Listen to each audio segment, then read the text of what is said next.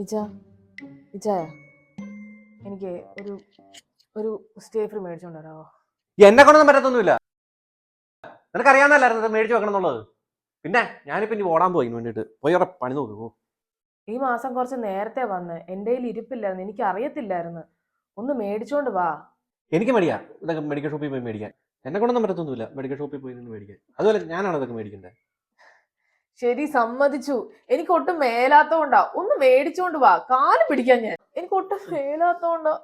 തുടങ്ങി അവിടെയൊക്കെ ഒരു പൂങ്കണ്ണീര് എന്ന് വെച്ചാൽ ഇതൊന്നും വേറെ ആർക്കും വരാത്ത പോലെ ഇവിടെയൊക്കെ ഓരോ ഡയലോഗ് കേട്ട് കഴിഞ്ഞാൽ പോയി ഒരാളെ പണി നോക്കുവേണ്ടേ.